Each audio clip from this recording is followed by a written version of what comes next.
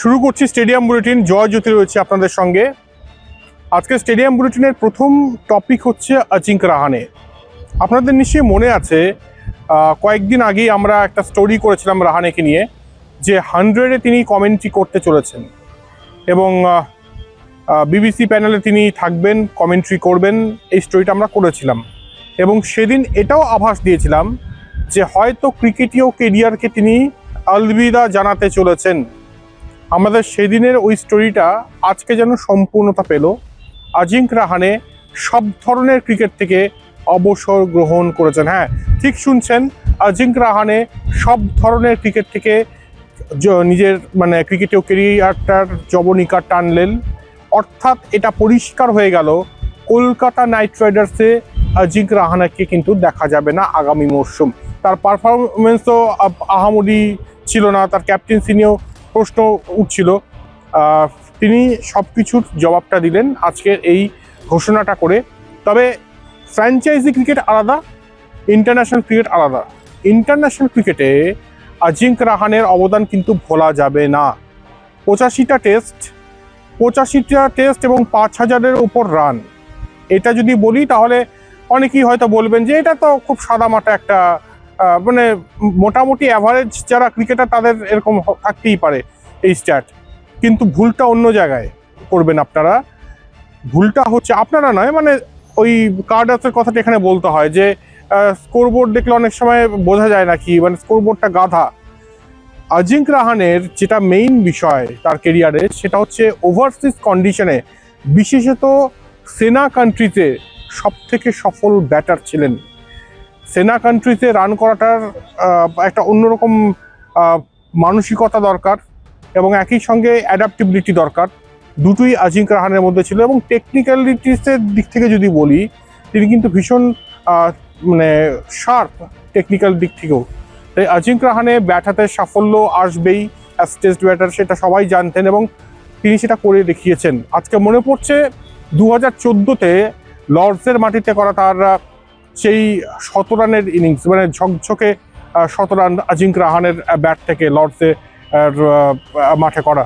তাই ওটাই বলবো যে তার যে সাফল্য, তার যে লিগাসি, সেটা হচ্ছে সেনা কান্ট্রিজে গিয়ে তার ব্যাটিং প্রদর্শন, তার ব্যাটিং ডিসপ্লে। আরেকটা বিষয় বলতে হবে আজকে, সেটা হচ্ছে যে ক্যাপ্টেন অজিঙ্ক রাহানেকে আমরা খুব বেশি পাইনি, তবে যতটুকু পেয়েছি তার মধ্যে তিনি নিজের সেরাটা দিয়েছেন।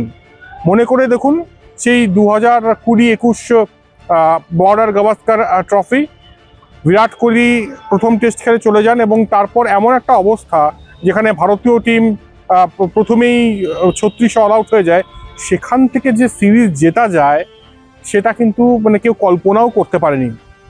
তিনি ক্যাপ্টেন্সি করেছিলেন, আমি ভুল না হলে তিনি মেলবোর্নে একটা 17 রানও করেছিলেন এবং তারপর গ্যাপ বায় ভারত জেতে এবং শুধু ম্যাচ জেতে না, সিরিজ জেতে। তাই এটাই বলবো যে তার সেই দক্ষ ক্যাপ্টেন্সির জন্য ভারত সিরিজ জেতে। এবং আমার মনে পড়ছে যে বিশন সিং বেদি, তিনি আজ আমাদের মধ্যে নেই, তার আমি একটা সাক্ষাৎকার নিয়েছিলাম সেই ম্যাচ জেতার পর। তিনি বলছিলেন যে খুব দ্রুত মানুষ জাজ করে নেয় আজকালকার দিনে। একটা টেস্ট ম্যাচ হারার পরই এত জাজমেন্টাল হয়ে যায় প্রত্যেকে, বর্তমান ক্রিকেট দর্শক। তাই তাদেরকে ধৈর্য রাখতে বলেছিলেন এবং অজিঙ্ক রাহানের ভূয়সী প্রশংসা করেছিলেন বিশন সিং বেদি। আজকে কথা বলার চেষ্টা করছিলাম তার কোচ প্রবীণ আমরের সঙ্গে। তিনি যেটা জানাচ্ছেন আমাদের যে অজিঙ্ক রাহানে একটা বেটার সেন্ড অফ এখানে তিনি ডিজার্ভ করেন। 100 টেস্ট খেলবেন এটা তিনি ভেবেছিলেন, কিন্তু যাই হোক কোথাও গিয়ে সেটা হয়নি। তবে এই অজিঙ্ক রাহানেকে আমাদের তরফ থেকে একটা স্যালুট থাকলো। তিনি যে ব্যাটিং ডিসপ্লে দেখিয়েছেন বা ভারতের হয়ে যে পারফরমেন্সগুলো তিনি দিয়েছেন। এবারে রাহানের কথা তো বললাম, তার ওডিআই কেরিয়ার, তার টেস্ট কেরিয়ার সব মিলিয়ে যদি দেখি 8000-এর ওপর রান। এবং তার সব থেকে বড় যে গুণটা ছিল সেটা হচ্ছে যে সেনা কান্ট্রিজে গিয়ে রান করা। এবং একই সঙ্গে 2020-21 বর্ডার গাভাস্কার ট্রফিটা কেউ ভুলবে না, যেখানে অস্ট্রেলিয়াতে গিয়ে অস্ট্রেলিয়ার বিরুদ্ধে ওরকম একটা শুরু হওয়ার পরও সিরিজ জেতা। রবি শাস্ত্রী বলেছিলেন যে প্রথম 3টে জয় যদি আমাকে বাঁচতে বলা হয়, আমার চোখে 1 নম্বর লিস্টে থাকবে ওই বর্ডার গাভাস্কার ট্রফির ওই জয়টা গাব্বায়, যেটার ক্যাপ্টেন ছিলেন না আজিঙ্ক রাহানে।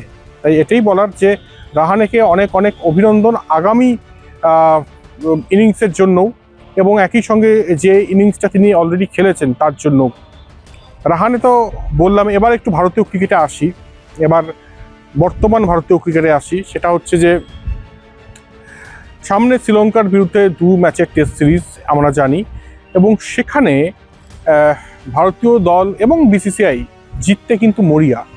মানে বিসিসিআইয়ের এক আধিকারিকের সঙ্গে কথা হচ্ছিল, তিনি বলছেন যে আমাদের মানে প্রতিপক্ষ কিন্তু শ্রীলঙ্কা নয়, আমাদের প্রতিপক্ষ হচ্ছে WTC র্যাঙ্কিং।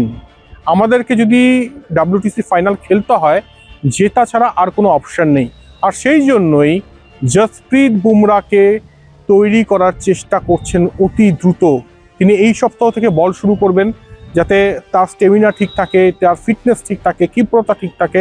সেটার জন্য কিন্তু বিসিসিআই মনিটরিং করছে, অবশ্যই তাকে খেলানোর চেষ্টা চলবে, এইটুকু বলতে পারি। এরই মাঝে যে খবর আমরা পাচ্ছি, শুভমান গিল যিনি ক্যাপ্টেন, তার ঘাড়ে আবারও কিন্তু ব্যথা শুরু হয়েছে, যেটা এর আগে আপনারা দেখেছেন নিশ্চয়ই সাউথ আফ্রিকা বনাম ইন্ডিয়া টেস্ট ম্যাচ ইডেন গার্ডেন্সে। সেই সময় তিনি একটা চোট পেয়েছিলেন ঘাড়ে, এবং সেই ব্যথাটা কিন্তু আবারও জাঁকিয়ে বসছে, এবং এটা কিন্তু পুরোপুরি নির্মূল হয়নি। তো সেই দিকেও বিসিসিআইয়ের মেডিকেল টিম মনিটর করছে, যে যাতে দ্রুত তাকে সুস্থ করা যায়, এবং যাতে শুভমান গিল এবং জসপ্রীত বুমরা দুজনকেই একসঙ্গে পাওয়া যায়। কারণ অত্যন্ত গুরুত্বপূর্ণ শ্রীলঙ্কার বিরুদ্ধে এই 2 ম্যাচের টেস্ট সিরিজে। এই টেস্ট সিরিজ অবশ্যই ভারতীয় দল জিততে চাইবে শ্রীলঙ্কার বিরুদ্ধে। এর পরের খবর দেব স্টিফেন ফ্লেমিংকে নিয়ে। স্টিফেন ফ্লেমিং আপনারা জানেন চেন্নাই সুপার কিংসের সঙ্গে যুক্ত ছিল, এবং তিনি চেন্নাই সুপার কিংস থেকে অব্যাহতি নিয়েছেন। এবারে যে খবরটা দেব সেটা হচ্ছে ইংল্যান্ড টিমের সঙ্গে যুক্ত হতে চলেছেন। সব ঠিক থাকলে ডিসেম্বরে তিনি ডিসেম্বর থেকে তার কোচিং টার্ম শুরু হচ্ছে ইংল্যান্ডের, যখন সাউথ আফ্রিকাতে যাবে ইংল্যান্ড। এবং ইংল্যান্ডের কোচ মানে টেস্ট টিমের কোচ এই স্টিফেন ফ্লেমিং। ব্র্যান্ডন ম্যাককালাম এখনো পর্যন্ত সেই হোয়াইট বল ক্রিকেটের সঙ্গে যুক্ত রয়েছে ইংল্যান্ড টিমের সঙ্গে। তবে স্টিফেন ফ্লেমিংকে নেওয়া হয়েছে তার কারণ হচ্ছে তার ক্রিকেটীয় নলেজ, এবং নিউজিল্যান্ডের ক্যাপ্টেন থাকাকালীনও তিনি ইংল্যান্ডে বহু ম্যাচ খেলেছেন। শুধু তাই নয়, তিনি মিডলসেক্স, নটিংহাম এইসব দলের হয়েও খেলেছেন, এবং 100-এ তিনি একটি দলকে কোচিংও করছেন। তাই তার এক্সপিরিয়েন্সটা ভাস্ট, আর ক্রিকেটিং ব্রেনটা ভীষণ শার্প। সেই জন্য স্টিফেন ফ্লেমিংকে ইংল্যান্ড দলের কোচ করানো হচ্ছে, মানে কোচ হিসেবে তিনি নিযুক্ত হতে চলেছেন। লাস্ট খবর যেটা, সেটা অলরেডি আপনাদের এর আগেই দিয়েছি। ব্রাজিল কি আসছে কলকাতায়? ব্রাজিল আসছে কলকাতায়। এখনো পর্যন্ত যা খবর আমরা পাচ্ছি, 3রা অক্টোবর একটা প্রীতি ম্যাচ হতে পারে ব্রাজিল বনাম সম্ভবত ভারতীয় একাদশের মধ্যে। সেটা নিয়ে এখনো পর্যন্ত অল ইন্ডিয়া ফুটবল ফেডারেশন কিছু জানায়নি। আলোচনা চলছে আয়োজকদের তরফ থেকে, আয়োজক সংস্থার তরফ থেকে, এবং একই সঙ্গে ব্রাজিল ফুটবল কনফেডারেশনের আলোচনায় রয়েছে। আনুষ্ঠানিক ঘোষণা হয়নি, তবে এখনো পর্যন্ত যা খবর 3রা অক্টোবর অর্থাৎ দুর্গাপুজোর কয়েকদিন আগেই এরকম একটা উপহার যদি বাঙালি ফুটবল অনুরাগীরা পায়, তাহলে এর থেকে ভালো আর কি হতে পারে। এবং ব্রাজিল আসার কারণ কলকাতায়, তার একটাই কারণ, সেটা হচ্ছে ব্রাজিলকে ঘিরে যে উন্মাদনা শহর কলকাতায়, সেলেকাউদের নিয়ে যে উন্মাদনা, সেটা কিন্তু চোখে পড়েছে ব্রাজিল ফুটবল কনফেডারেশনের। এবং সেই জন্যই ব্রাজিল একটা প্রীতি ম্যাচ খেলতে চাইছে। এর আগে আমরা বলেছিলাম যে সেপ্টেম্বরে 2টো প্রীতি ম্যাচ অস্ট্রেলিয়ায় খেলবে, একটা টাউন্সভিলেতে, একটা ব্রিসবেনে ব্রাজিল, এবং 3য় প্রীতি ম্যাচটা বোধহয় কলকাতায়, এবং সব ঠিক থাকলে তারিখটা 3রা অক্টোবর। আজকে এই পর্যন্তই, শেষ করতে হচ্ছে স্টেডিয়াম বুলেটিন। তবে আপনাদের চোখ থাকুক কলকাতা টিভিতে, রাত দিন 7 দিন।